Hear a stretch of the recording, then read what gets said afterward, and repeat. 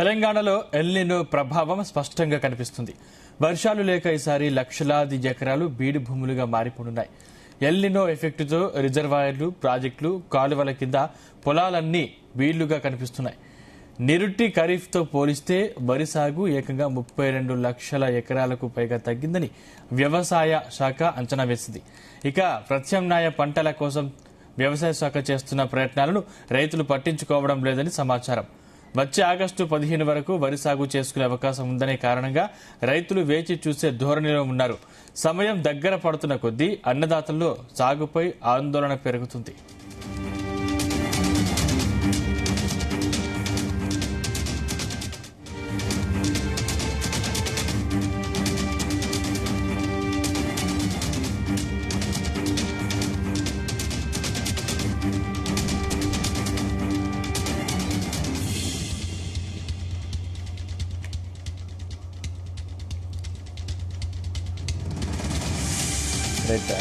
సంబంధించిన మరిన్ని డీటెయిల్స్ మా ప్రతినిధి యాకేష్ అందిస్తారు. Yakesh, good morning Sandeep. తెలంగాణలో ఎల్నినో ప్రభావాలు లేక ఈసారి లక్షలాది ఎకరాలు బీడు భూములుగా మారిపోయే అవకాశం ఉంది. ఎల్నినో ఎఫెక్ట్ తో ఇప్పటికే రిజర్వాయర్లు, ప్రాజెక్టులు, కాలువల కింద పొలాలన్నీ కూడా బీళ్లుగా కనిపిస్తున్నాయి. గత సంవత్సరంతో పోలిస్తే ఖరీఫ్ సీజన్ లో ఈసారి వరి సాగు ఏకంగా 32 లక్షలకు పైగానే తగ్గిందని వ్యవసాయ శాఖ అంచనా వేస్తా ఉంది. ప్రత్యామ్నాయ పంటల కోసం వ్యవసాయ శాఖ చేస్తున్నటువంటి ప్రయత్నాలను రైతులు కూడా పెద్దగా పట్టించుకోవట్లేదని తెలుస్తుంది. వచ్చే ఆగస్టు 15 వరకు కూడా వరి సాగు చేసుకునే అవకాశం ఉన్నటువంటి క్రమంలో రైతులు వేచి చూసే ధోరణినే ఉన్నారు. ఆ సమయంలో సమయం దగ్గర పడుతున్న కొద్దీ అన్నదాతల్లో సాగుపై కూడా ఆందోళన పెరుగుతున్నటువంటి పరిస్థితి ప్రస్తుతం తెలంగాణలో ఉందని చెప్పుకోవచ్చు. సాధారణంగా సాగే విస్తీర్ణం కంటే ఈసారి తెలంగాణలో పంటల సాగు దాదాపు 23% కూడా తగ్గిందని వ్యవసాయ శాఖ అంచనా వేస్తా ఉంది.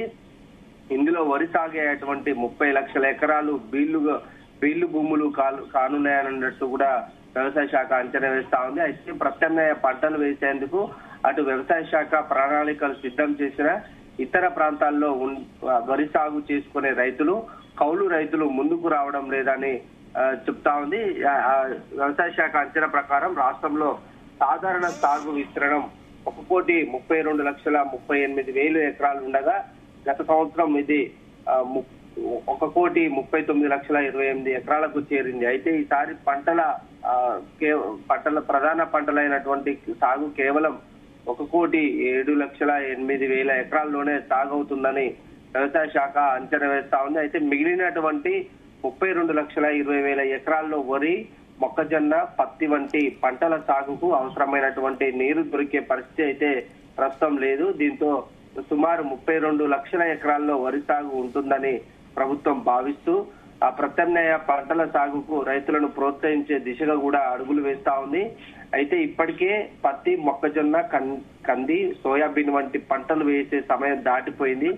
దీంతో ప్రత్యామ్నాయ పంటల కింద పెసర్లు, బొబ్బర్లు, కంది వంటి వాటిని పండించేలా ప్రయత్నం కూడా చేస్తా ఉంది. ఆగస్టు 15 వరకు కూడా వరి నాట్లు వేసుకునేటువంటి అవకాశం ఉన్నటువంటి నేపథ్యంలో రైతులు ప్రత్యామ్నాయ పంటల వైపు కూడా దృష్టి పెట్టడం లేదని తెలుస్తుంది. అయితే గతంతో పోలిస్తే ఈసారి వరి సాగు అయితే భారీగా తగ్గింది. ఎల్నినో ప్రభావం అత్యధికంగా వరిపైనే పడుతుంది. గత సంవత్సరం వానాకాలంలో 69,80,000 ఎకరాల్లో వరి సాగు జరగగా ఈసారి 38 లక్షల ఎకరాల్లో మాత్రమే సాగయ్యే అవకాశం ఉన్నట్లు అటు వ్యవసాయ శాఖ అంచనా వేస్తా ఉంది. ఆగస్టు 15 వరకు మరొక 15 లక్షలకు వరి సాగు కోసం నాట్లు వేసే అవకాశం అయితే కనిపిస్తుంది.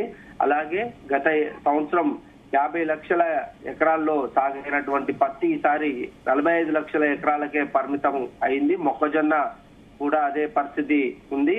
అయితే ఈ ఎల్నినో ప్రభావం తెలంగాణ వ్యాప్తంగా భారీగా కనిపిస్తా ఉంది. ప్రతి జిల్లాల్లో కూడా ఇదే సిచ్యువేషన్ ఉన్నటువంటి నేపథ్యంలో లోటు వర్షపాతం ఇప్పటికూ అన్ని జిల్లాల్లో ఉంది. ఈ వర్షపాతమే కాకుండా మరి కొన్ని నెలల పాటు కూడా దీని ప్రభావం కొనసాగేటువంటి అవకాశం అయితే ఉంది. ఈ మేరకు ఇన్కైన్, ఐఎండి, పూణే సంస్థలు ఇటీవల ప్రభుత్వానికి కూడా నివేదికలు సమర్పించాయి. దాంట్లో కీలక వివరాలను కూడా వారు వెల్లడించినటువంటి పరిస్థితి. సెప్టెంబర్ తో వానాకాలం ముగిసినప్పటికీ వచ్చే ఏడాది మార్చి వరకు కూడా ఎల్ నీనో ప్రభావం ఉంటుందని ఇన్కాయిన్ స్పష్టం చేసింది. తాజా అంచనాల ప్రకారం అక్టోబర్, డిసెంబర్ నెలల్లో కూడా ఇది మరింత తీవ్రంగా ఉండే అవకాశం అయితే ఉంది. ఎల్ నీనో కారణంగా ఆగస్టు, సెప్టెంబర్ నెలల్లో పగలు రాత్రి ఉష్ణోగ్రతలు సాధారణం కంటే ఎక్కువగా నమోదు కానున్నాయని చెప్తుంది. ఫలితంగా విద్యుత్ వినియోగం గరిష్ట స్థాయికి చేరుకునే అవకాశం కూడా ఉంది. మరొక వైపు తాగునీటి లోటు ఏర్పడి పంటల దిగుబడిపై కూడా ప్రతికూల ప్రభావం పడే ఛాన్స్ అయితే ఉంది. ఇది రైతులను ఆర్థికంగా నష్టపరిచే ప్రమాదంగా ఉందని కూడా అటు అధికారులు భావిస్తున్నారు. రైతు కూలీల ఆదాయం కూడా తగ్గి వారు కూడా ఆందోళనలో ఉండే అటువంటి పరిస్థితి అయితే చాలా స్పష్టంగా ఉంది. ఈ ముప్పును ముందస్తుగా గుర్తించినటువంటి రాష్ట్ర ప్రభుత్వం ఇప్పటికే కొన్ని ప్రత్యామ్నాయ పంటల మీద దృష్టి పెట్టింది. వర్షాభావ పరిస్థితులను ఎదుర్కొనేందుకు ప్రత్యామ్నాయ పంటల సాగును ప్రోత్సహిస్తా ఉంది. ఇందులో భాగంగా సూక్ష్మ సేద్యం ద్వారా నీటిని పొదుపు చేయాలని ఇప్పటికే నిర్ణయం తీసుకుంది. ఇందుకోసం ఈ 2026-27 సంవత్సరంలో 2,38,000 ఎకరాల భూమిలో బిందు సేద్యం ఏర్పాటు చేయాలని 498 కోట్లను కూడా వెచ్చించేలా సమగ్ర ప్రణాళికలు రూపొందించింది. అటు ఉద్యాన శాఖ ద్వారా ఇప్పటికే ఆర్థిక శాఖకు నిధుల విడుదలకు కూడా సంబంధించి ప్రతిపాదనలను సమర్పించింది. ఈ రాయితీ పథకం కింద ముఖ్యంగా ఆయిల్ ఫామ్, కూరగాయలు, మిర్చి, మక్కలు, కంది, పసుపు, సుగంధ ద్రవ్యాలు, ఉద్యాన గులాబీ, మల్బరీ, మల్లె తోటల సాగుకు బిందు తుంపర్ల సేద్యం పరికరాలను అందజేస్తారు. ఈ రాయితీల వర్గాల వారీగా అందింపజేస్తారు. ఎస్సీ, ఎస్టీ రైతులకు కూడా 90%, 5 ఎకరాల లోపు భూమి ఉన్నటువంటి చిన్నకారు రైతులకు 80%, ఇతర రైతులకు 70% మేర కూడా రాయితీలను ప్రభుత్వం కల్పిస్తా ఉంది. ఇప్పటికే వ్యవసాయ శాఖ మంత్రి తుమ్మల నాగేశ్వరరావు కూడా చెప్పారు, వరి సాగు అనేది పూర్తి స్థాయిలో తగ్గించుకోవాలి. వర్షాభావ పరిస్థితులు, వర్షాలు లేవు గనక వరికి నీరు ఎక్కువగా అవసరం అవుతుంది గనక ఇతర పంటల మీద రైతులు దృష్టి పెట్టాలని చెప్పారు. ఈ సంవత్సరం అటు ప్రధానంగా ఆయిల్ ఫామ్ అయితేంది, ఇతర ప్రాంతాల నుంచి మనం పప్పు దినుసులను కూడా దిగుమతి చేసుకుంటున్నటువంటి పరిస్థితి. ఈసారి ఆ పంటలన్నింటిని కూడా రైతులు పండించాలని ప్రభుత్వం కూడా సూచిస్తా ఉంది.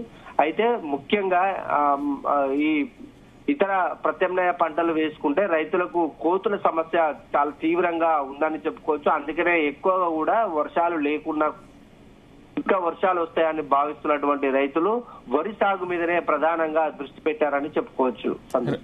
Thank you Rakesh.